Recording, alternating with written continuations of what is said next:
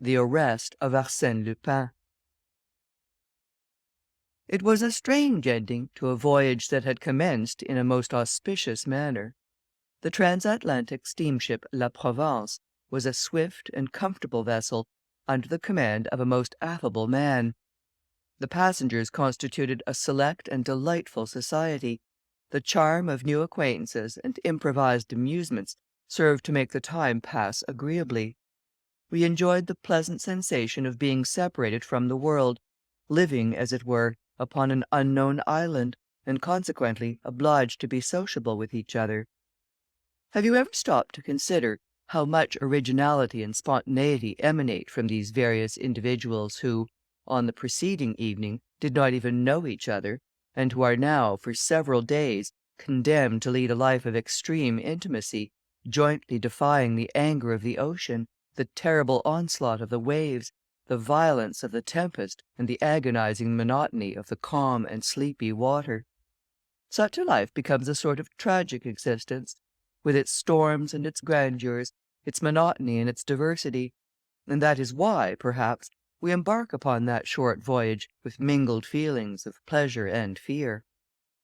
But during the past few years a new sensation had been added to the life of the transatlantic traveller.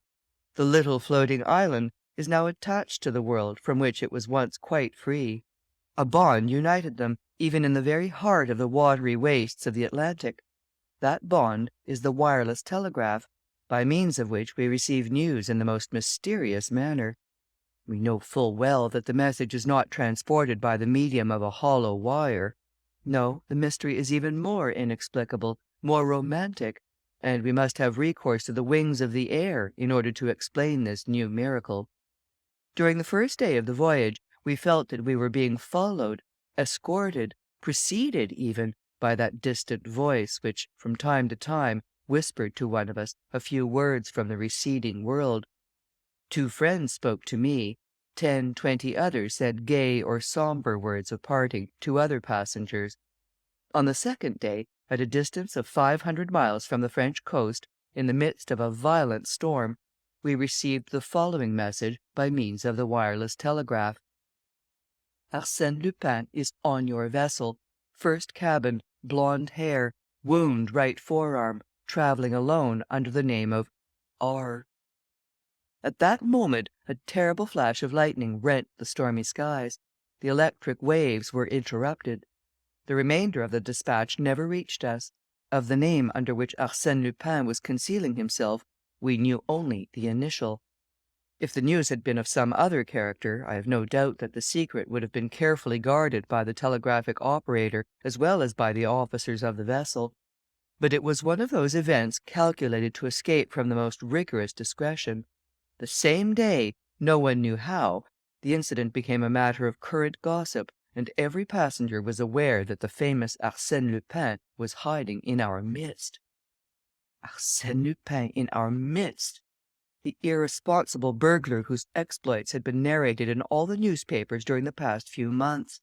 The mysterious individual with whom Ganimard, our shrewdest detective, had been engaged in an implacable conflict amidst interesting and picturesque surroundings. Arsène Lupin, the eccentric gentleman who operates only in the châteaux and salons, and who one night entered the residence of Baron Schormann, but emerged empty-handed, leaving, however, his card on which he had scribbled these words: Arsène Lupin, Gentleman-Burglar, will return when the furniture is genuine.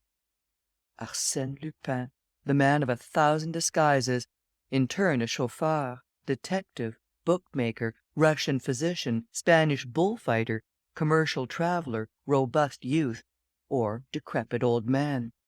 Then consider this startling situation: Arsène Lupin was wandering about within the limited bounds of a transatlantic steamer, in that very small corner of the world, in that dining saloon, in that smoking room, in that music room. Arsène Lupin was, perhaps, this gentleman, or that one, my neighbour at the table, the sharer of my state-room. "And this condition of affairs will last for 5 days!" exclaimed Miss Nelly Underdown next morning. "It is unbearable! I hope he will be arrested." Then, addressing me, she added, "And you, Monsieur d'Andrésy, You are on intimate terms with the captain. Surely you know something." I should have been delighted had I possessed any information that would interest Miss Nelly. She was one of those magnificent creatures who inevitably attract attention in every assembly. Wealth and beauty form an irresistible combination, and Nelly possessed both. Educated in Paris under the care of a French mother, she was now going to visit her father, the millionaire Underdown of Chicago. She was accompanied by one of her friends, Lady Gerland. At first I had decided to open a flirtation with her, but in the rapidly growing intimacy of the voyage I was soon impressed by her charming manner, and my feelings became too deep and reverential for a mere flirtation. Moreover, she accepted my attentions with a certain degree of favour. She condescended to laugh at my witticisms and display an interest in my stories.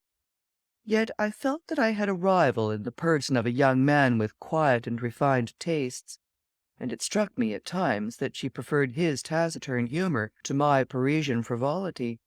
He formed one in the circle of admirers that surrounded Miss Nelly at the time she addressed to me the foregoing question. We were all comfortably seated in our deck chairs.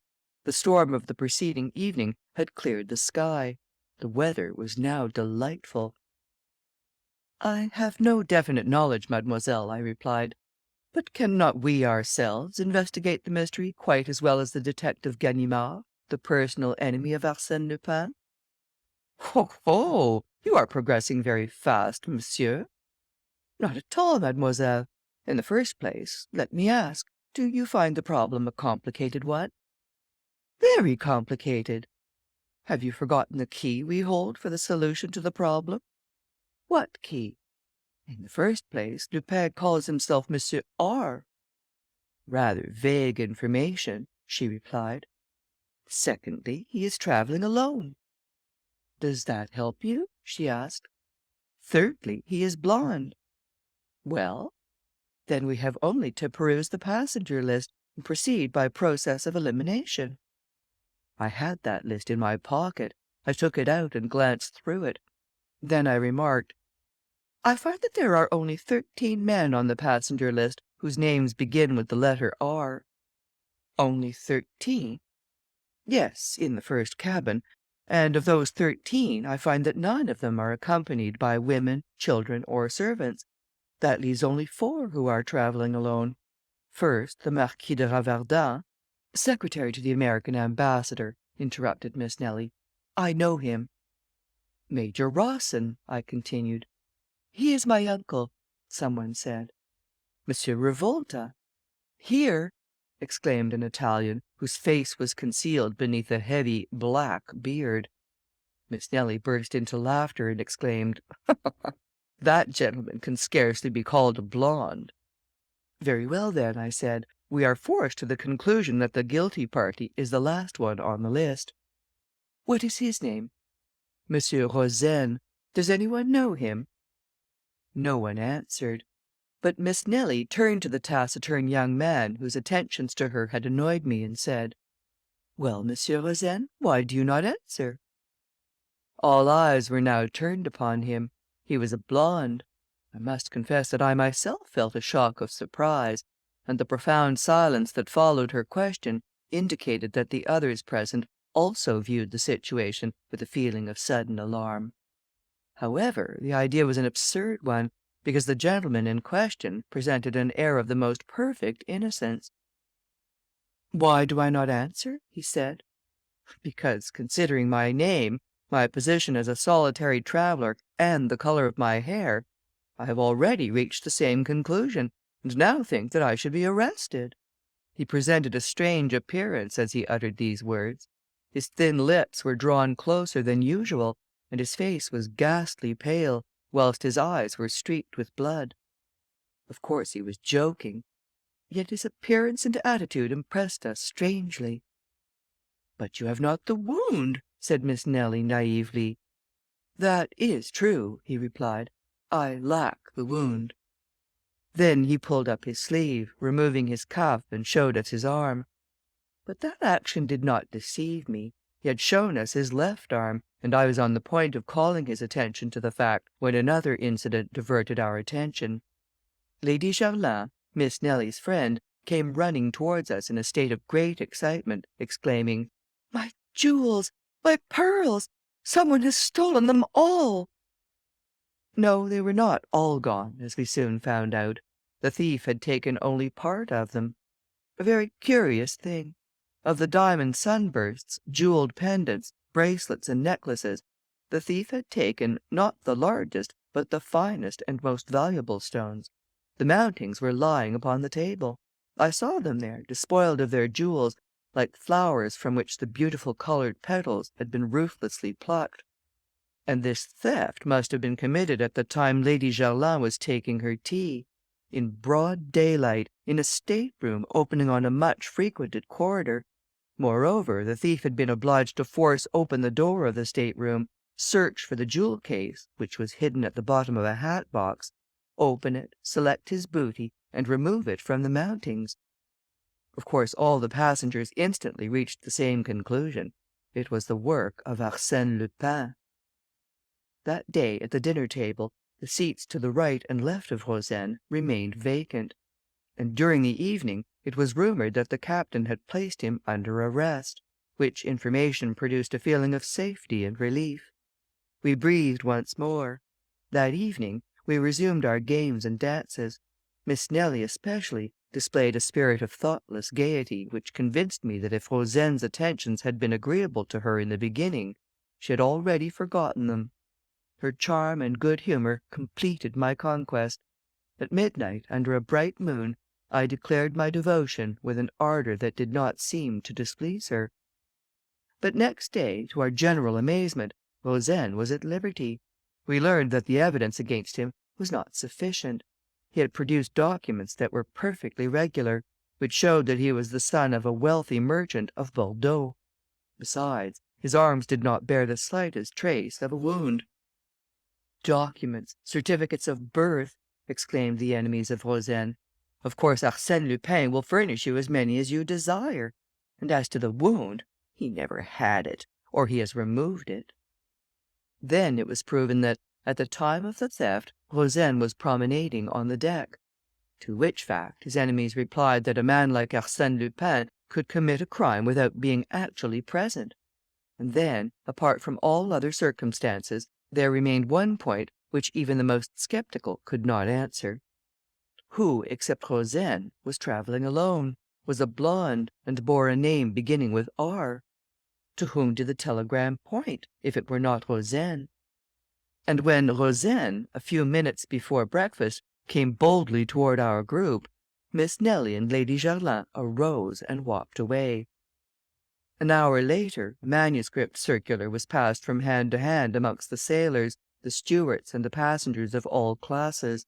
It announced that M. Louis Rozaine offered a reward of 10,000 francs for the discovery of Arsène Lupin or other person in possession of the stolen jewels.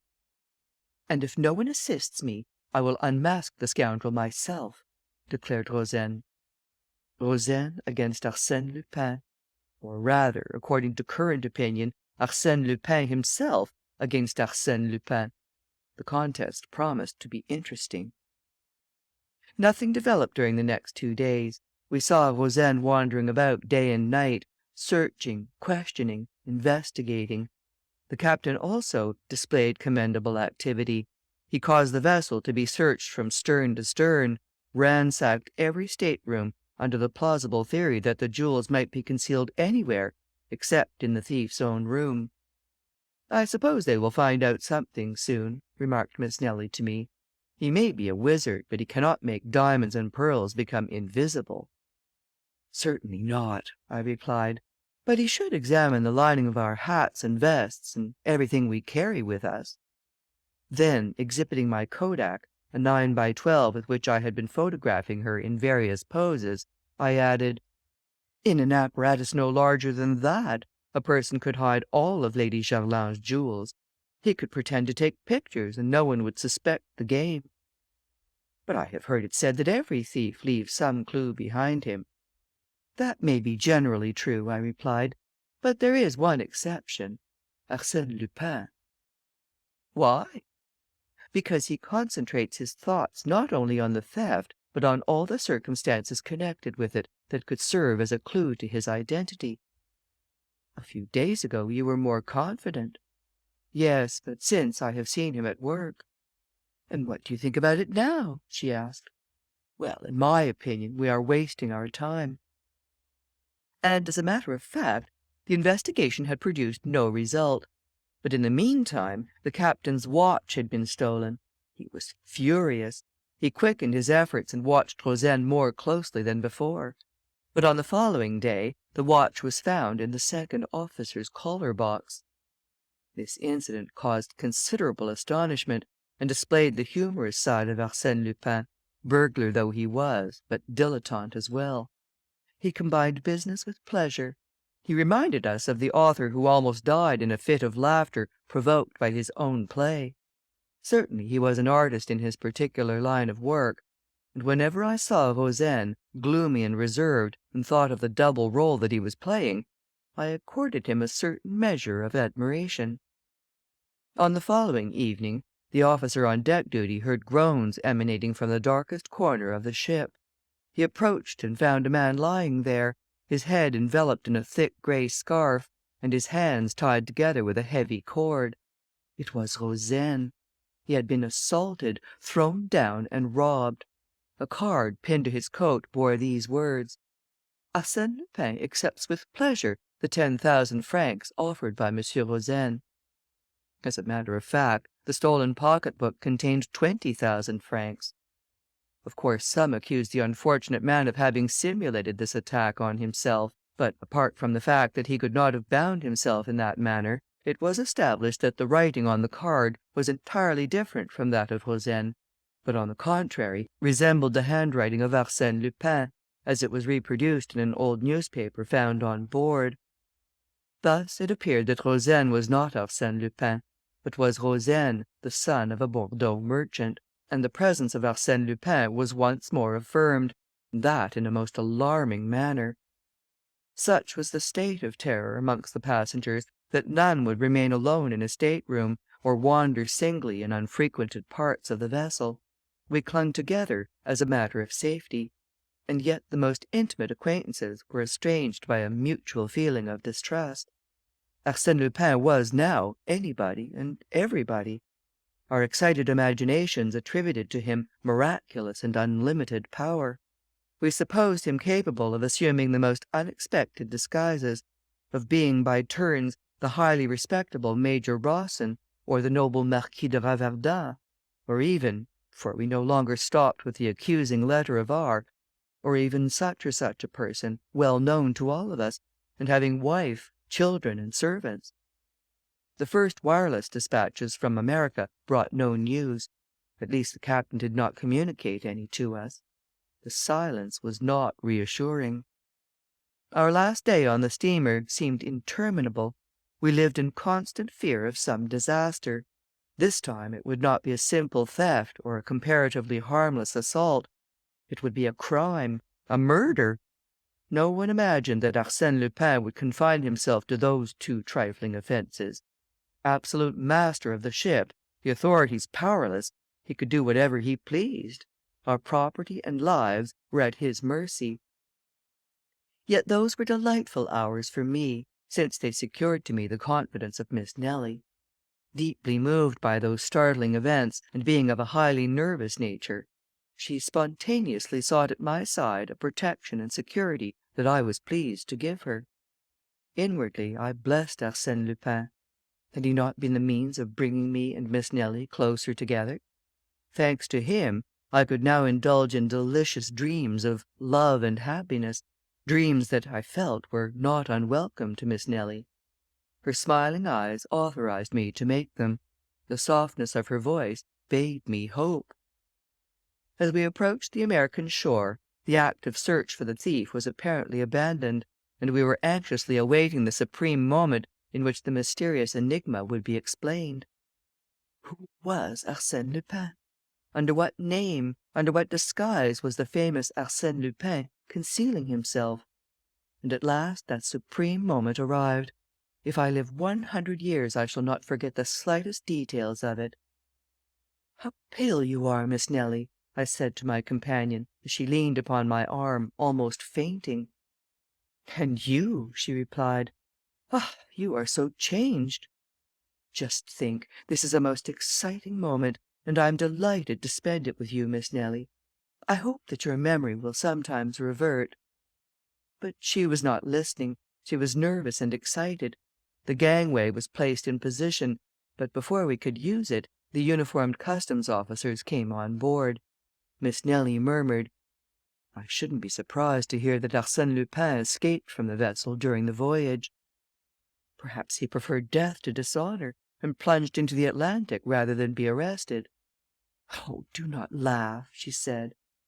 Suddenly I started, and in answer to her question I said, Do you see that little old man standing at the bottom of the gangway? With an umbrella and an olive green coat? It is Ganimard. Ganimard? Yes, the celebrated detective who has sworn to capture Arsène Lupin. Ah, I can understand now why we did not receive any news from this side of the Atlantic. Ganimard was here, and he always keeps his business secret.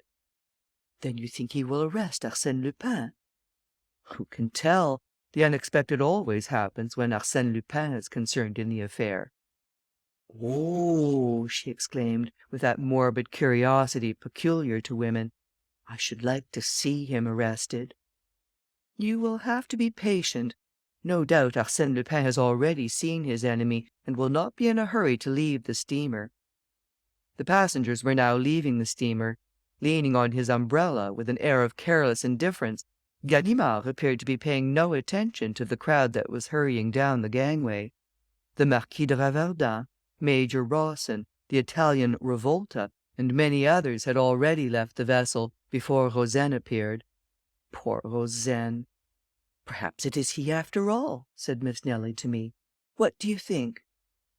I think it would be very interesting to have Ganimard and Rozaine in the same picture. You take the camera. I am loaded down. I gave her the camera, but too late for her to use it. Rozaine was already passing the detective. An American officer, standing behind Ganimard, leaned forward and whispered in his ear. The French detective shrugged his shoulders, and Rozaine passed on. Then, my God, who was Arsène Lupin? Yes, said Miss Nelly aloud. Who can it be? Not more than 20 people now remained on board. She scrutinized them one by one, fearful that Arsène Lupin was not amongst them. We cannot wait much longer, I said to her. She started toward the gangway. I followed. But we had not taken 10 steps when Ganimard barred our passage. Well, what is it? I exclaimed. One moment, monsieur. What's your hurry? I am escorting mademoiselle. One moment, he repeated, in a tone of authority. Then, gazing into my eyes, he said, Arsène Lupin, is it not? I laughed and replied, No, simply Bernard d'Andrézy. Bernard d'Andrézy died in Macedonia 3 years ago. If Bernard d'Andrézy were dead, I should not be here. But you are mistaken. Here are my papers. They are his, and I can tell you exactly how they came into your possession. You are a fool, I exclaimed. Arsène Lupin sailed under the name of R. Yes, another of your tricks, a false scent that deceived them at Havre. You play a good game, my boy, but this time luck is against you. I hesitated a moment. Then he hit me a sharp blow on the right arm, which caused me to utter a cry of pain. He had struck the wound yet unhealed, referred to in the telegram. I was obliged to surrender. There was no alternative. I turned to Miss Nelly, who had heard everything. Our eyes met. Then she glanced at the kodak I had placed in her hands, and made a gesture that conveyed to me the impression that she understood everything. Yes, there between the narrow folds of black leather, in the hollow centre of the small object that I had taken the precaution to place in her hands before Ganimard arrested me, it was there I had deposited Rozaine's 20,000 francs and Lady Gerland's pearls and diamonds. Oh, I pledge my oath that, at that solemn moment when I was in the grasp of Ganimard and his 2 assistants, I was perfectly indifferent to everything, to my arrest, the hostility of the people, everything except this one question: what will Miss Nelly do with the things I had confided to her? In the absence of that material and conclusive proof, I had nothing to fear. But would Miss Nelly decide to furnish that proof? Would she betray me? Would she act the part of an enemy who cannot forgive, or that of a woman whose scorn is softened by feelings of indulgence and involuntary sympathy? She passed in front of me. I said nothing, but bowed very low. Mingled with the other passengers, she advanced to the gangway with my kodak in her hand. It occurred to me that she would not dare to expose me publicly, but she might do so when she reached a more private place. However, when she had passed only a few feet down the gangway, with a movement of simulated awkwardness, she let the camera fall into the water between the vessel and the pier. Then she walked down the gangway and was quickly lost to sight in the crowd. She had passed out of my life for ever. For a moment I stood motionless. Then, to Ganimard's great astonishment, I muttered, "What a pity that I am not an honest man!" Such was the story of his arrest as narrated to me by Arsène Lupin himself. The various incidents, which I shall record in writing at a later day, have established between us certain ties, shall I say, of friendship? Yes, I venture to believe that Arsène Lupin honours me with his friendship, and that it is through friendship that he occasionally calls on me, and brings into the silence of my library his youthful exuberance of spirits, the contagion of his enthusiasm, and the mirth of a man for whom destiny has naught but favours and smiles. His portrait? How can I describe him? I have seen him 20 times, and each time he was a different person. Even he himself said to me on one occasion, "I no longer know who I am. I cannot recognize myself in the mirror." Certainly he was a great actor, and possessed a marvellous faculty for disguising himself. Without the slightest effort, he could adopt the voice, gestures, and mannerisms of another person. "Why," said he, "why should I retain a definite form and feature? Why not avoid the danger of a personality that is ever the same? My actions will serve to identify me." Then he added with a touch of pride, "So much the better if no one can ever say with absolute certainty, 'There is Arsène Lupin.' The essential point is that the public may be able to refer to my work and say, without fear of mistake, 'Arsène Lupin did that.'"